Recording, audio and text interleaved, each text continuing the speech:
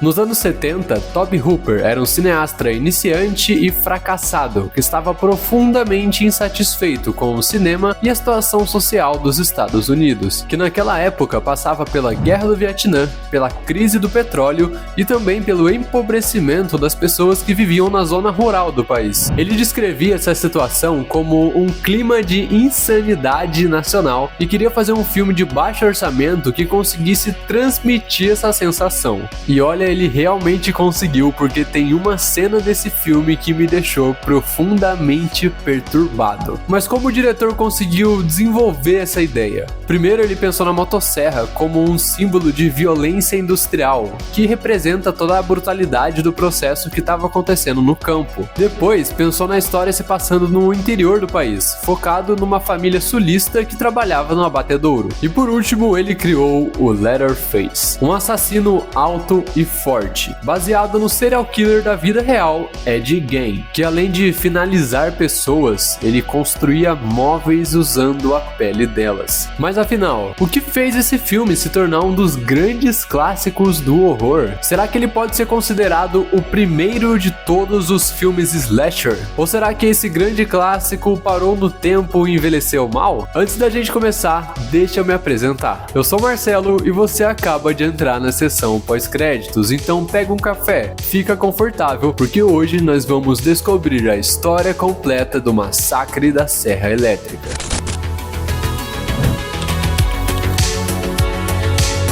Tudo começa com uma narração de jornal bem macabra, aonde a gente descobre que no interior do Texas, um cemitério foi revirado. A polícia encontrou túmulos vazios, cadáveres sem cabeça e até agora não tem nenhum suspeito. Essa cena é bem pesada. Enquanto a gente ouve essa narração, a gente vê a cena de um corpo que foi exumado. Inicialmente, a cena já dá o tom do filme. O filme vai ser bem violento, com cenas de assassinato e uma coisa bem cru, uma pegada bem documental. Conhecemos então os irmãos Sally e Franklin e também alguns amigos deles, o Kirk, Jerry e a Pen. Todos estão viajando pelo interior do Texas numa van e eles vão até uma casa que é a antiga casa dos avós dos irmãos Sally e Franklin. Passando pela rodovia principal, eles conseguem sentir um cheiro estranho, um cheiro forte. Eles estão passando do lado de um abatedouro. O Franklin é um homem cadeirante que parece ser um pouco menosprezado por esse grupo de amigos, mas ele também é bastante esperto, sabe muita coisa. Ele começa a contar que antigamente as pessoas usavam marretas para poder finalizar o gado, e para isso elas precisavam de 4 ou 5 batidas no animal. Hoje em dia, com a industrialização, isso é diferente. Eles usam uma pistola pneumática, que é simples, fácil e rápido. Isso pode parecer uma informação jogada aqui, mas ela vai se conectar com outra cena, e inclusive tem a ver com essa visão do diretor de decadência do interior. E uma coisa importante também sobre o Franklin.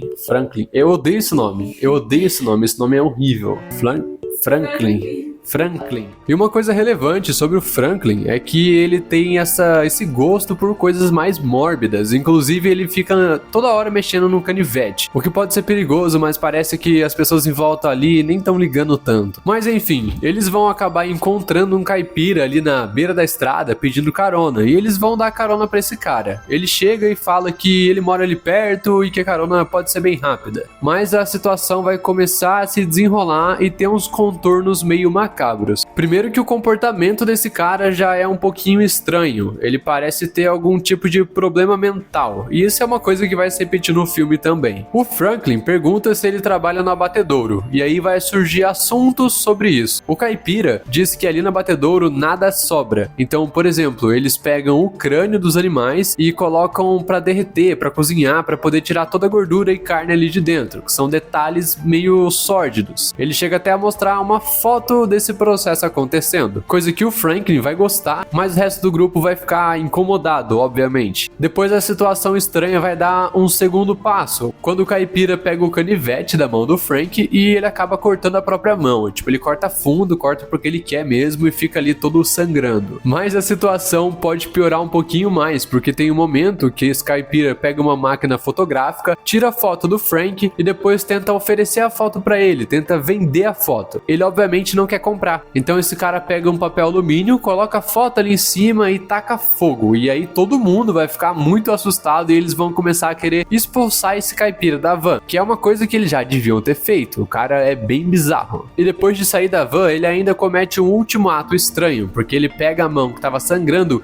e passa na van, como se estivesse marcando ela para alguma coisa. E depois desse encontro muito bizarro, o grupo resolve fazer uma pausa, abastecer a gasolina do carro, comer alguma coisa, usar o banheiro, e eles chegam num posto de gasolina bem pequeno que estranhamente não tem nenhuma gasolina. A gasolina vai chegar só no outro dia, mas eles conseguem aproveitar para poder lavar o carro, já que ele tava com uma mancha de sangue, e para poder falar com o dono do lugar. Os personagens comentam que o Frank e a Sally têm parentes ali e vão visitar a casa antiga dos avós dele. Esse dono do posto de gasolina parece saber o lugar, só que ele fala para eles não irem naquela direção. Então ele fala algo mais ou menos como: não, fica aí, come um churrasco, alguma coisa, as meninas não vão gostar, é melhor não ir para lá. Só que o grupo não aceita. Eles saíram de casa justamente para ir pro interior para visitar essa casa dos avós, aonde a Sally e o Frank cresceram, passaram a infância ali. Então eles não vão ouvir o aviso desse cara. Aqui, gente, a gente já vê um dos elementos que realmente fazem do Massacre da Serra Elétrica ser um slasher, ser o primeiro slasher, porque muita coisa que ele tá fazendo aqui no filme vai se repetir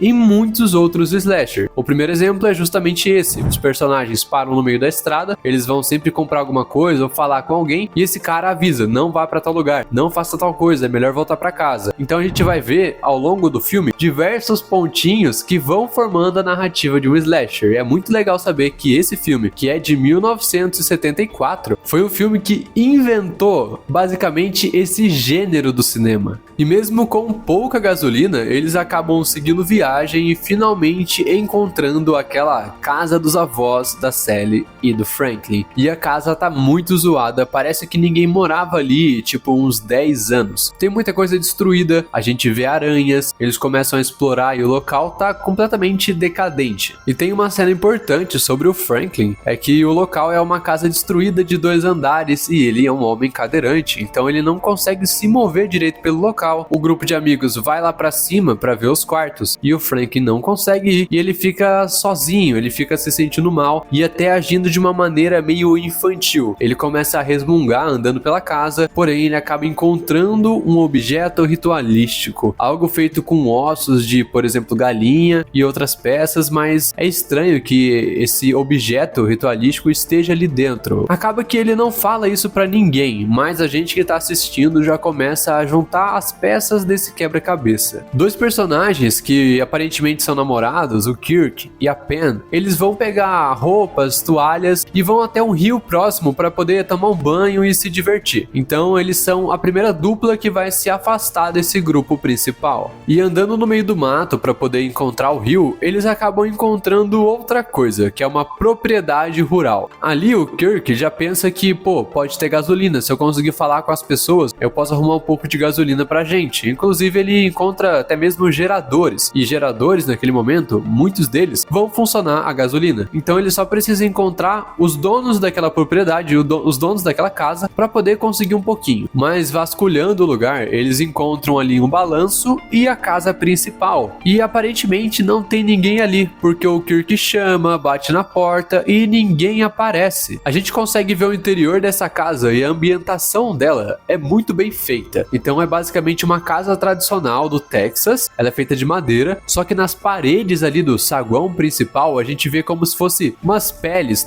couro de vaca pendurado nas paredes. As cores do lugar são bem básicas, então o que vai chamar a atenção é que no fim de corredor tem uma sala com uma parede muito vermelha. A gente também consegue ver que ali dentro daquela salinha tem crânios de gado. Crânios com chifres grandes. O Kirk, vendo que o local tá vazio, ele só pega, abre a porta, entra e vai até essa sala ali, onde tem a parede vermelha. Porém, quando ele tá se aproximando da sala, é a primeira vez que a gente vê o Leatherface. Um homem alto, vestindo uma roupa de açougueiro e com uma máscara de pele, uma máscara de um rosto feminino. Ele olha pro Kirk, o Kirk se assusta e o Leatherface já desfere uma marretada na cabeça do Kirk, derrubando ele. E cara, ele cai ali meio que tendo um ataque, sabe? Ele tá tremendo. E o Leatherface finaliza ele com mais uma marretada e captura o Kirk, fechando a porta e tampando a sala vermelha. Sabe qual que é o mais estranho disso, gente? É que a Pen, que tava ali com ele, não viu nada, porque ela tá no balanço, que fica um pouco mais pra frente da casa. A última coisa que ela viu foi o Kirk entrando. E como a sala de porta vermelha tá fechada, a Pen vai acabar entrando numa porta do lado, onde ela vê muitas penas de galinha pelo chão, ossos de animais e acaba encontrando também um segundo totem ritualístico. Esse dessa vez é mais estranho. Parecem ossos de animais diferentes, criando uma forma que é um pouco difícil de diferenciar. Mas esse local vai assustar bastante a Pen e ela já vai sair correndo. Porém, ela corre e não é rápida o suficiente. O Leatherface consegue interceptar a Pen e agarrar ela. E, gente, é uma coisa muito triste, porque o Leatherface é um homem muito alto e muito forte. E a Pen é uma garota baixinha e magra. Então, quando ele agarra ela, a gente já vê que ela não tem nenhuma chance de escapar. O Leatherface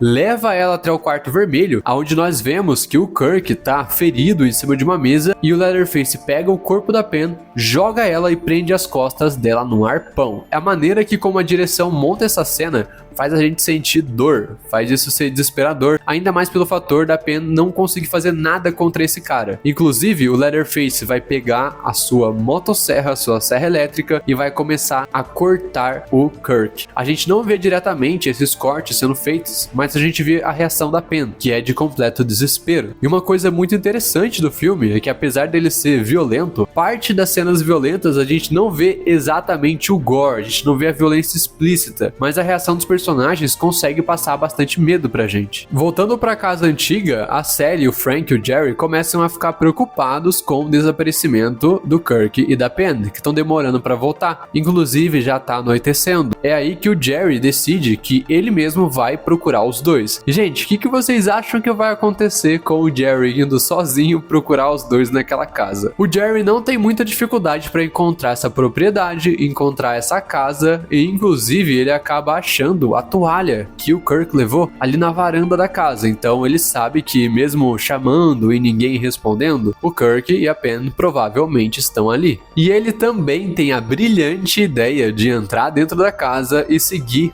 rumo àquela sala vermelha. Só que quando ele entra ali, ele não vê nada. Parece que a Pen e o Kirk não estão mais ali. Mas ele começa a olhar pelo local, começa a fuçar e ele abre um freezer. E aí que a gente vê que o corpo da Pen está dentro do freezer. Só que ela ainda não foi morta. Então o corpo dela se levanta rapidamente, o Jerry vai se assustar e o Leatherface aparece atrás dele, desferindo uma marretada e também conseguindo capturar esse cara. A Pen, que acordou abruptamente, parece que ela só se assustou, mas ela vai voltar a ficar dentro do freezer mesmo. Então a gente tem mais uma pessoa capturada e agora o próprio Leatherface começa a entrar em desespero com tantas pessoas indo até aquela casa. Tem uma cena que a câmera foca bem no rosto dele e a gente consegue ver o rosto perturbado daquele cara. É difícil saber o que tá passando pela mente dele, mas ele tá muito agitado e o comportamento dele não é um comportamento normal. Lembra quando eu falei que aquele caipira da estrada parecia ter problemas mentais? O filme dá a entender que o Leatherface também tem problemas mentais, e isso diz muito sobre os anos 70, que tinha essa ideia de correlacionar pessoas assassinas a pessoas com problemas mentais. Então naquela época tinha muito preconceito com a pessoa que ia passar no psicólogo. Eles olhavam e pensavam, caraca, essa pessoa é meio louca. E é um preconceito que a gente ouve da boca de algumas pessoas hoje em dia também. Esse tipo de preconceito tá muito colocado aqui no filme, e isso é uma visão da época. Tá gostando desse filme? Então comenta, deixa o like, não esquece de se inscrever e ativar o sininho para mais filmes de terror e ficção científica. Agora tudo vai ficar muito mais tenso, porque definitivamente anoitece, então tá tudo escuro e só sobraram duas pessoas, a Sally e o Frank. Os dois vão começar a discutir para entender o que eles precisam fazer. O problema deles é que o Jerry levou as chaves da van e a Sally tá querendo ir atrás do Jerry para pegar essas chaves, mas o Frank não quer deixar, ele não vai deixar a irmã dele sozinha. sozinha. Então eles resolvem que a Sally vai empurrar a cadeira dele ali pelo meio do mato para tentar encontrar o Jerry. E gente, realmente tá muito escuro e eles não conseguem ver quando no meio dessa escuridão o Leatherface se aproxima e ele já vai chegar finalizando um dos dois. Ele vai meter a motosserra bem no meio do Frank. Não dá tempo da Sally fazer nada, ela só grita aterrorizada e começa a fugir. E agora começa uma das sequências que eu particularmente gostei bastante, que é o Leatherface perseguindo a Sally no meio do mato. É uma sequência um pouco longa, ela tem ali mais de 2 minutos, talvez até 5, e é só essa perseguição, que ela é muito aterrorizante, porque a Sally tenta fugir, ao mesmo tempo ela começa a gritar, ela acaba encontrando a casa, onde a gente sabe que o Leatherface mora ali, né, o batedouro dele, mas ela não sabe. Então ela vai entrar na casa, procurar por alguém, ela é bastante esperta, é uma boa sobrevivente, porque ela fecha a porta e consegue atrasar o Leatherface, que vai começar a tentar derrubar a porta com a motosserra. Nisso ela consegue subir pro segundo andar, e ela encontra 2 pessoas, mas essas pessoas também não estão vivas. A gente vê um homem e uma mulher muito velhos, e a mulher inclusive não tem a pele do rosto. Então, de uma maneira bizarra, a gente sabe da onde que surgiu a máscara do Leatherface. O assassino vai conseguir derrubar a porta, entrar na casa, e a Sally, como ela é uma sobrevivente muito foda, ela vai sair correndo pelo corredor e se jogar pela janela do segundo andar, caindo lá embaixo. A Sally realmente tá muito desesperada e ela realmente quer sobreviver. Ela não é aqueles personagens burros de filme slasher que a gente vai ver depois. Então ela corre no meio da escuridão com o Leatherface atrás dela, motosserra ligada, e ela corre tanto, gente, que ela acaba chegando no posto de gasolina e encontrando aquele dono do posto, e ele ainda tá lá. Então ela já entra pra falar com ele totalmente desesperada. O dono do posto quer ajudar a Sally. Então ele vai lá, pega as chaves do carro, estaciona o carro ali na frente e vai conversar com ela. E aqui as coisas também vão ficando mais estranhas. Esse filme cada vez fica mais tenso. Nessa cena, a gente percebe que esse dono do posto tá ali na maldade. Ele pega um cabo de vassoura, uma corda, começa a bater na Pen e captura ela. Então as coisas aqui já ficam bastante óbvias. Apesar de no começo do filme ele ter avisado pro grupo de amigos pra não ir naquela direção, pra fazer outra coisa, ele também tá malcomunado com o Leatherface. E aqui tudo vai se encontrar. Como ele captura a Sally, coloca ela dentro da caminhonete e leva ela até aquela casa, ele vai acabar no caminho também encontrando aquele caipira maluco no começo do filme. E a gente entende que todos eles são uma família, sendo que o dono do posto de gasolina é o pai e o caipira e o Leatherface são irmãos. Além disso, lembra quando a Sally sobe no segundo andar e encontra um casal, encontra 2 pessoas? A mulher sem rosto já está morta, mas o homem que estava do lado dela não está. Apesar de estar ali também com movimentos muito limitados, esse cara ainda tá vivo. Ele é o vovô. Com toda a família reunida, a gente tem a cena mais perturbadora, mais macabra e mais absolute cinema do filme. Todos se reúnem para o jantar enquanto a Sally tá presa na cadeira. Ela foi completamente amarrada e colocada ali na mesa junto com eles. E a única coisa que ela pode fazer é observar essa família. A gente entende que tem uma lógica ali entre eles. O caipira atrai as pessoas, o Leatherface é quem finaliza elas, e o dono do posto, o pai deles, ele é o cozinheiro. Ele chega realmente a afirmar que a função dele é só cozinhar, meio que colocando o corpo fora dessa situação brutal. Mas ele faz parte de qualquer jeito, não adianta as desculpas que ele dá. Essa cena tem muitos gritos, muito barulho, briga de família, tem um momento que os caras começam até a uivar, e pra mim, essa é a cena mais perturbadora do filme, que eu comentei lá no começo, porque é muitos gritos, sabe, muito barulho, e a Sally não pode fazer nada. Ela tá completamente indefesa junto com essa família macabra que pretende finalizar e comer ela. A direção dessa cena também é muito competente por focar nas reações da Sally e focar no desespero dos olhos dela, realmente conseguindo transmitir pra gente esse misto de um medo extremo e de uma vontade de escapar que não consegue ser realizada. E é bem interessante, gente, pensar no quanto essa cena é icônica e o quanto ela vai se repetir em outras obras de terror, sendo filmes ou não. E aqui eu trago o exemplo do Resident Evil de 2017, onde o personagem Ethan é capturado pela família Baker. Ele também tá no interior do país procurando a namorada dele. Ele acaba sendo capturado por pessoas estranhas e sendo forçado a ficar entre eles durante um jantar. Até o take usado no jogo é parecido. E essa cena dentro do Resident Evil consegue ser tão perturbadora quanto a cena do massacre da Serra Elétrica. Voltando para essa cena do jantar, jantar, os malucos vão tentar finalizar a Sally. Então eles pegam ali um martelo, o caipira tenta fazer o vovô acertar ela, mas o vovô ele é bem fraco. Ele até consegue acertar algumas marteladas na cabeça dela, mas não forte o suficiente. Aí o caipira pega o martelo, mas isso abre uma oportunidade pra Sally escapar. E a Sally é a melhor sobrevivente do cinema. Então ela sai correndo e pula pela janela novamente. Nesse momento, ela ficou tanto tempo ali dentro que o sol já tá nascendo. E ela corre o mais rápido possível. O caipira também sai correndo. Ele até consegue, com o estilete dele mesmo, pegar e cortar as costas dela. Mas ela chega na rodovia e o caipira é atropelado por um caminhão. E essa morte é muito satisfatória. Mas não é só ele que tá ali. O Leatherface também aparece com a motosserra correndo atrás da Sally. Só que a nossa sobrevivente é muito sortuda, porque além do caminhão, para ali também um homem numa caminhonete. E ele consegue pegar a Sally e eles vão embora juntos. E eles conseguem deixar o Leatherface pra trás, dançando o balé com a sua motosserra ao nascer do sol. Nessa cena que também é outra cena muito icônica do filme. E é assim que o massacre da Serra Elétrica termina.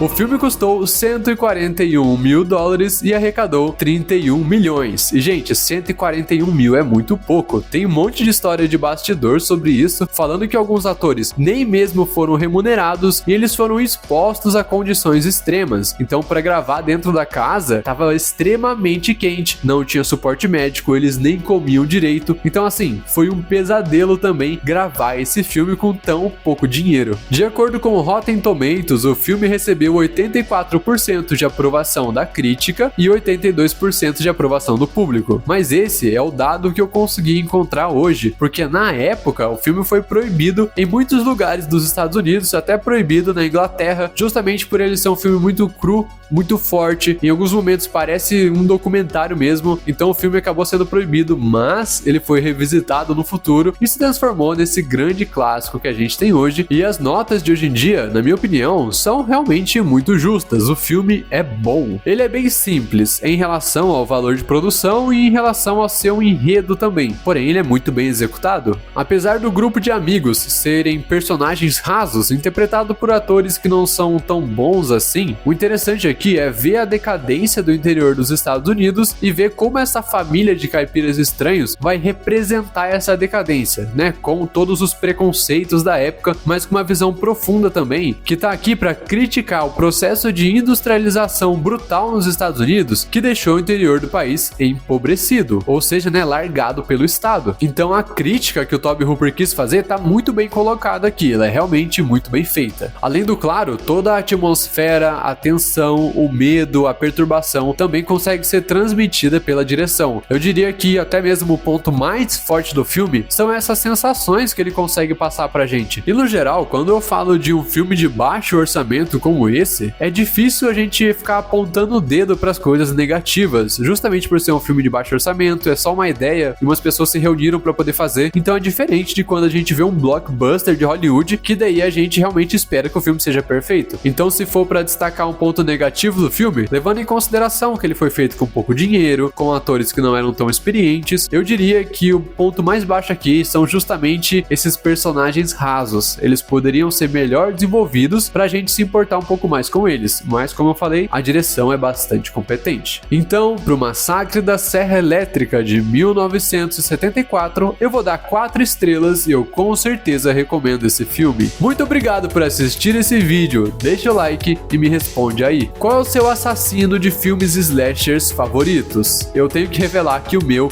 não é o Leatherface, é o Freddy Krueger. Mano, o cara ataca nos sonhos e você não tem como escapar. Eu adoro esse conceito. Não se esquece de se inscrever no canal e me segue lá no Instagram para conhecer um pouco dos bastidores e novidades. Até o próximo vídeo.